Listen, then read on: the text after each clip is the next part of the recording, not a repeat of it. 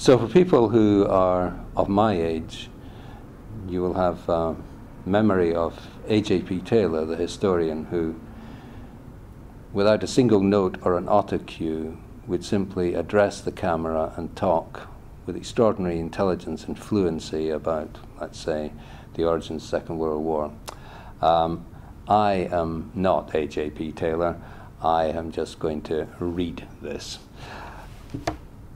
For those of you who might feel that you have other things to do in the next, instead of spending 14 minutes on this, could I just say it's a review of Henry Sommers Hall's Deleuze, Difference and Repetition. It's a book by one of the most intelligent, and I have to say one of the nicest young philosophers I have ever met. It is a book which I've now read for the purposes of this review several times and have been rewarded every time. I cannot recommend it too highly.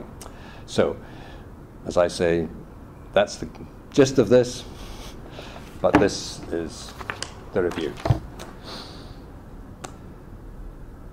Although Deleuze was a latecomer to the arrival of French theory in the Anglo-American world, he has since emerged as the most significant thinker of what Alain Badiou has termed philosophy's third golden age.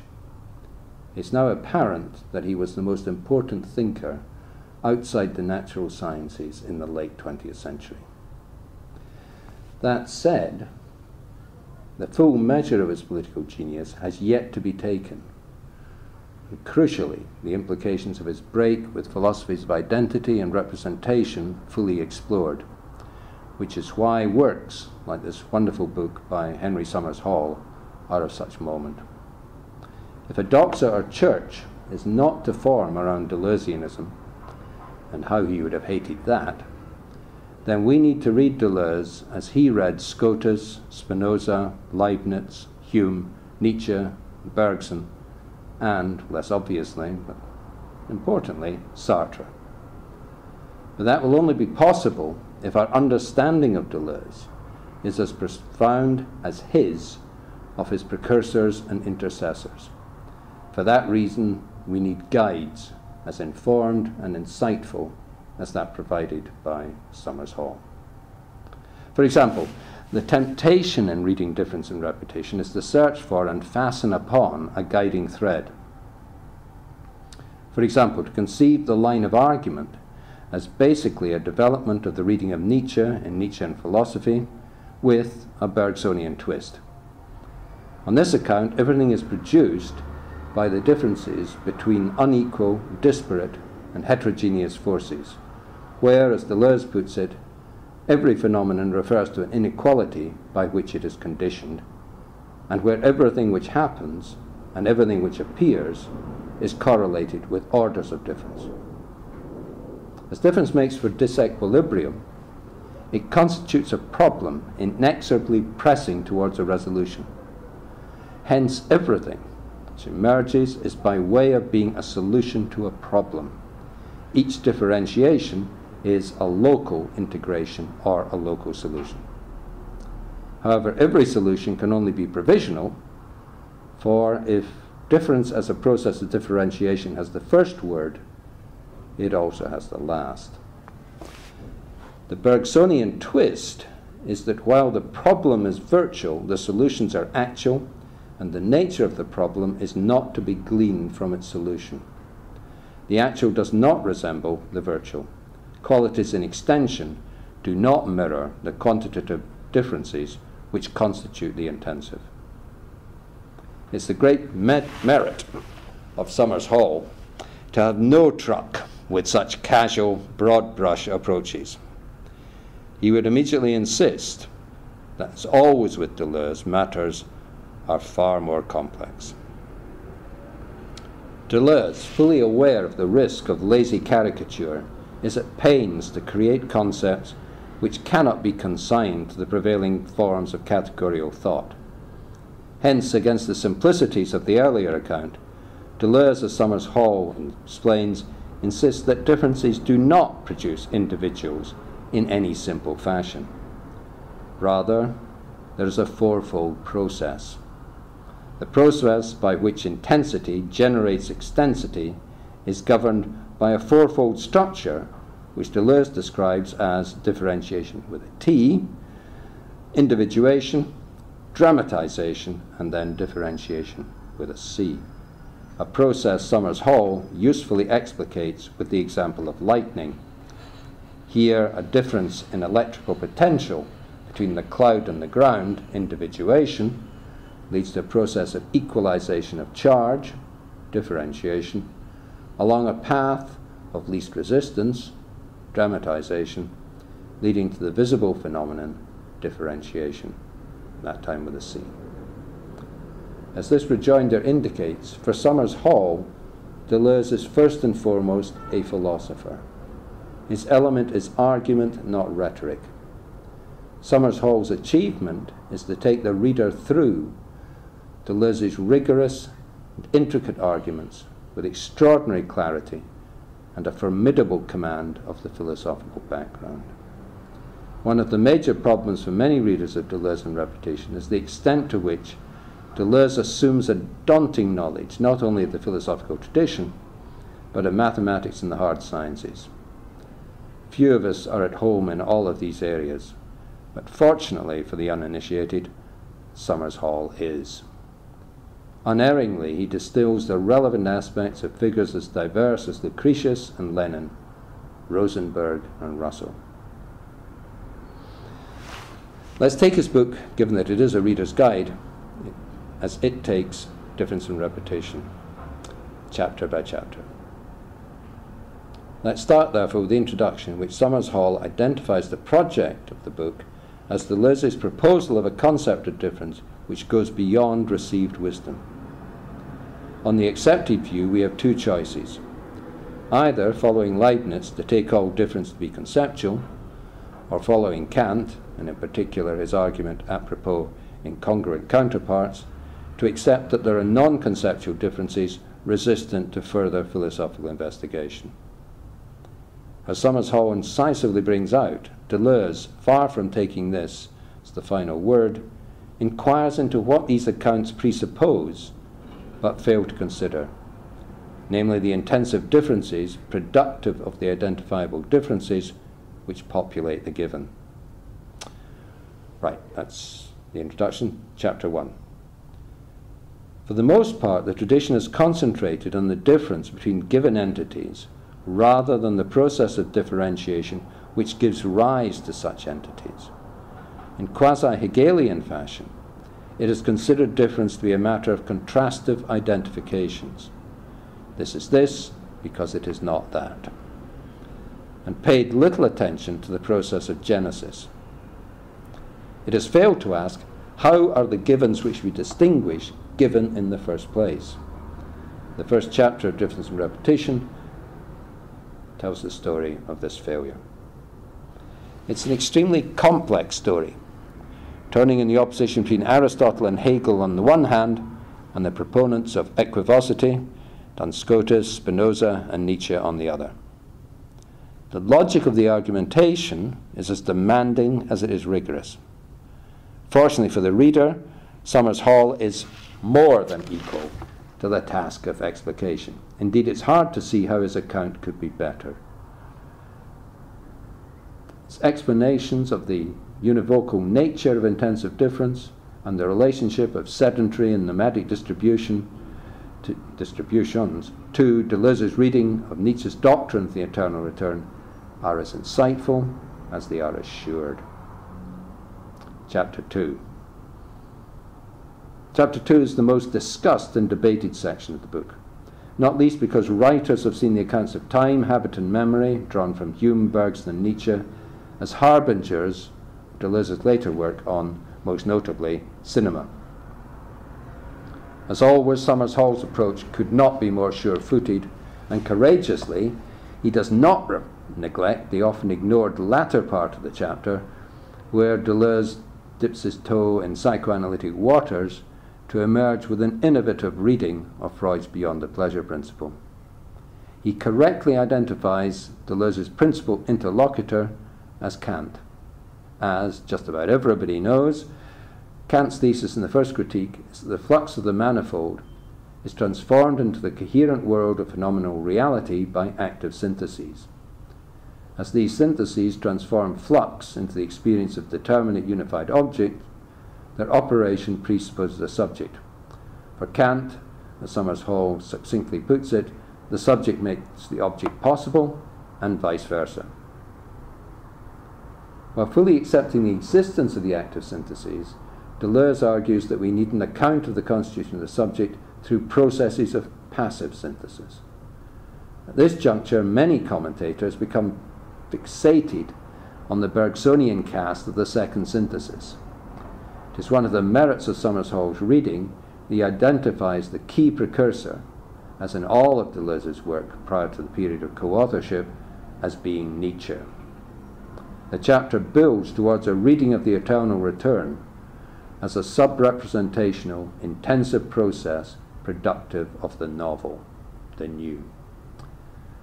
Personally, at this point, I would have made more of the ungrounding of the subject and the concomitant possibility of surpassing existing modes of existence.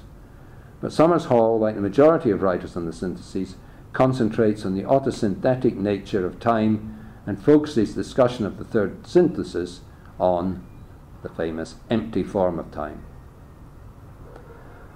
I'm uncertain about this.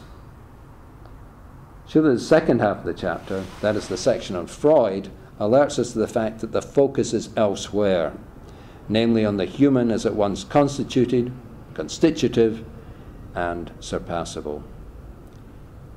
The empty form of time is empty precisely of self and subject. It's curious Summers Hall does not foreground this more, for he is fully alive to the roots of Deleuze's reading, the death drive, in Blanchot's conception of the two aspects of death, and Klosowski's gloss on Nietzsche's eternal recurrence. Perhaps here as elsewhere his brief required him to stay closer to the text than he does in a more discursive, and I would say even more interesting book on Hegel and Deleuze. Chapter 3. After pointing out the limitations of Kant's conception of thought as judgment in Chapter 2, Deleuze in the following chapter broadens his criticism to include a wider range of approaches. In many respects, this is the most approachable and straightforward section of Difference and Repetition. The notion that thinking can be inhibited and impaired by an image of thought, roughly taken for granted assumptions and presuppositions, has become common currency. But even here, Summers Hall has much to teach. His exposition of Deleuze's relationship with his interlocutors, Plato, Descartes, and Kant, demonstrates how easily those who only read the headlines in Deleuze's work collapse back into the very structures of representation and recognition which they imagine themselves to have exited. We're progressing. Chapter 4. Chapter 4 of Difference and Repetition, Deleuze elaborates the problem-question model in terms of the Kantian concept of ideas. For Kant, ideas are problematic in that they specify an object which, as it cannot be given, can be thought but never known. Hence an idea remains a problem to which there is no solution.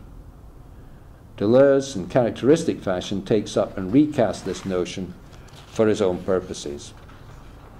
In Deleuze's ontology, an idea becomes a way of thinking problems as undeterminable, but as giving rise to solution in the form of actualizations. The difficulty, as Summers Hall admirably brings out, is that the Kantian conception is only useful up to a point, for Kant explicates his concept through analogies with the empirical domain. Ideas as problems are understood in terms of the solutions issuing from them. As Deleuze insists throughout his work on the non-resemblance of the virtual and the actual, he eschews this analogical mode of thought and instead relates ideas to the empirical world while maintaining their differences in kind. If this is relatively undemanding, the subsequent turn in the argument, at least for those of us not of a mathematical bent, is anything but.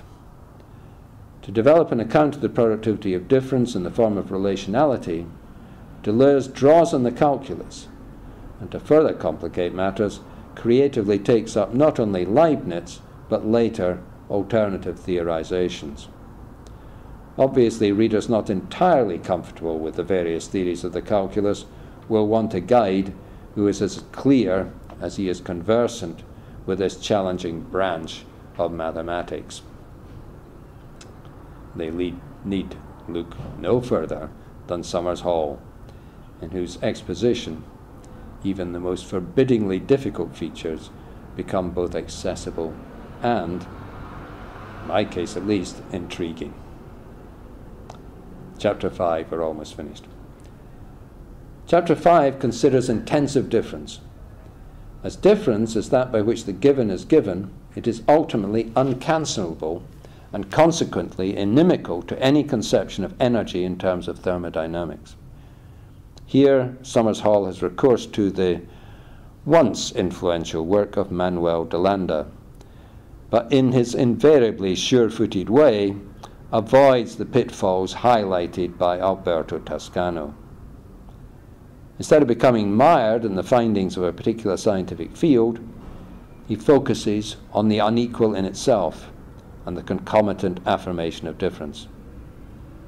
As this, at least to my mind, is the key, the driver of the entire enterprise, I would have placed this front and center. But as always, Somers Hall is dedicated to argument, not assertion. So instead of simplification, he explicates difference in itself and inequality as such in terms of the opposition between Aristotle and Bergson, and sets out the relevant aspects, biology, and, I thought very usefully, number theory, with an exemplary lucidity. Lest this appear too gushing, 2 comments. Perhaps a second edition might have a section on what Anne Sauvagnargues has termed the decisive contribution of Gilbert Simondon, as his notion of disparation is crucial for Deleuze's conception of problems as forged by intensive difference. Nietzsche's notion of the productivity of the relations between unequal forces is key to much of Deleuze's thinking and is powerfully recast by Simondon. Deleuze follows Simondon in holding individuation to be the solution to the solutions to the problems constituted by the existence of a disparateness. Secondly, we're almost finished. The conclusion gets short shrift. This is a pity for 2 reasons. First, because it sketches a very interesting notion of art, according to which art repeats rather than copying or imitating, and in repeating expresses difference with a force that is a freedom for the end of a world. Second, it's in the conclusion that the agenda is most eloquently presented.